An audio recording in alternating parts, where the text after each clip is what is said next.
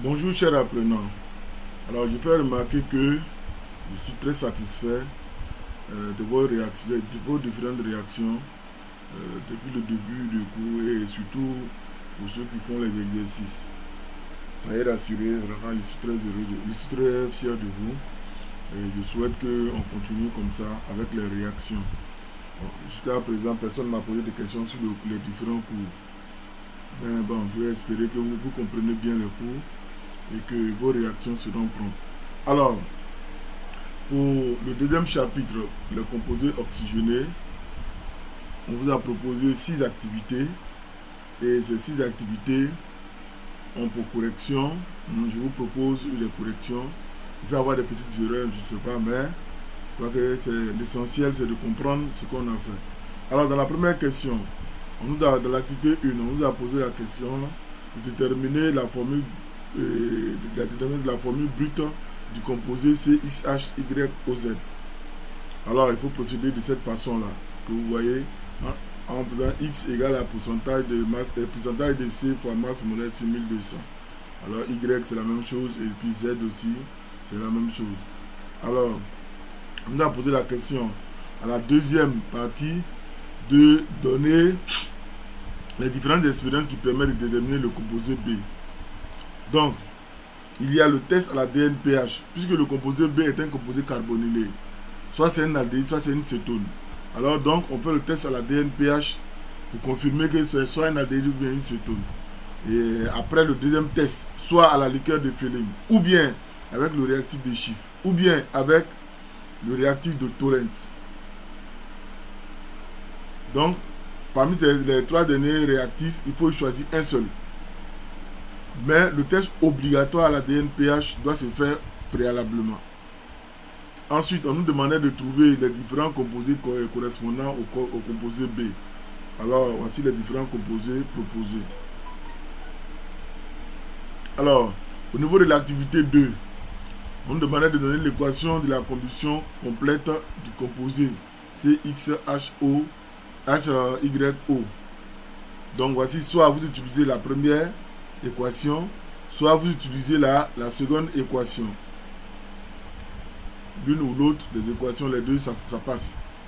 Alors, on nous demandait de déterminer les valeurs de X et Y.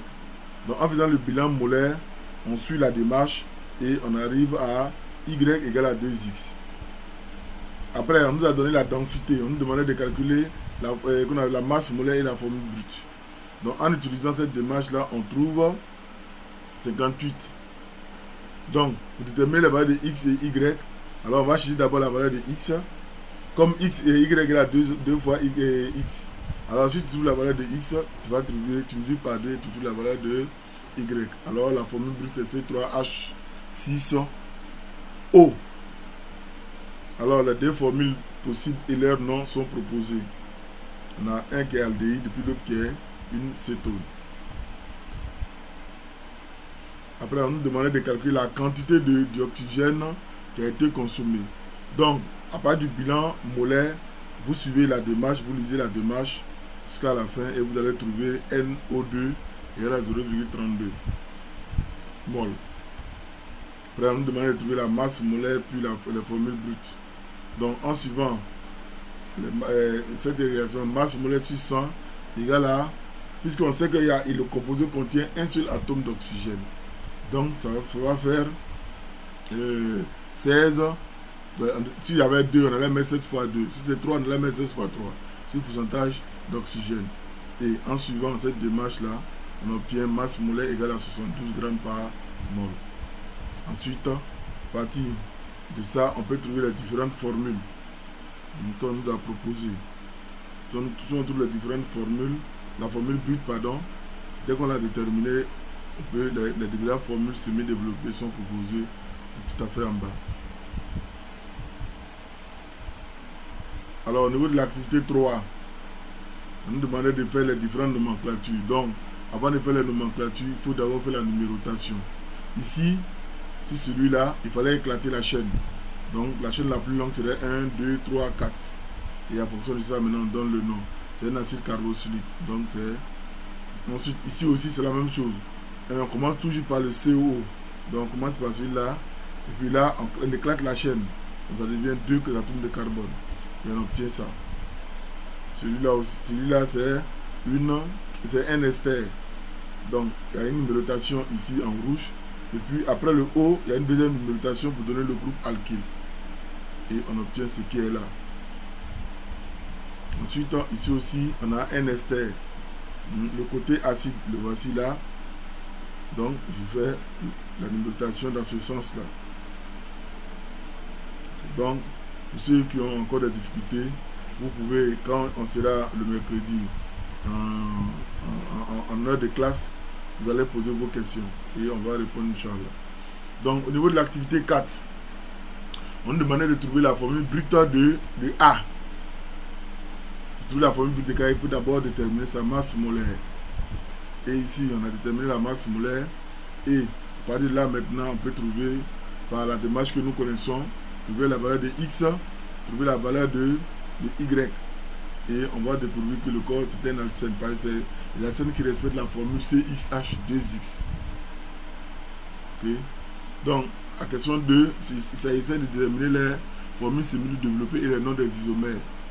Donc, il y en a 3, dont un qui a 2 isomères. Donc, ça fait au total 4. Sinon, il y en a 3. Butane 1-ol, 2-méthylpropène et puis butane 2-ol. Pardon, qu'est-ce que je dis?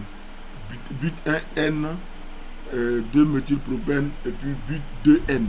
Comme on sait que dans la stéréo, et qu'on appelle dans la stéréo représentation, le but 2N a un Z et puis a un E. Donc, ils sont représentés là. Voilà le Z et voici le E. Ensuite, on nous demandait de trouver les différentes équations qui ont permis de passer de l'alcène A aux alcools.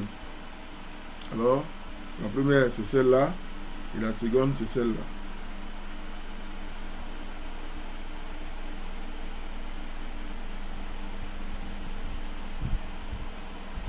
Ensuite, on demandait de trouver les différentes nomenclatures de A' et de A. Donc A', voici sa nomenclature, et puis A seconde, voici sa nomenclature. Ensuite, dans la question 4, on nous demandait de trouver les formules semi-développées et les noms de A1, A2 et B. Donc, comme vous le voyez ici, s'il y a des incompréhensions, on pourra réagir pour que vous ayez plus d'explications. Ensuite, on demandait de trouver un autre alcène. Donc, l'autre alcène qu'on pouvait trouver qui est isomère de celui-là, le voici là. On a proposé.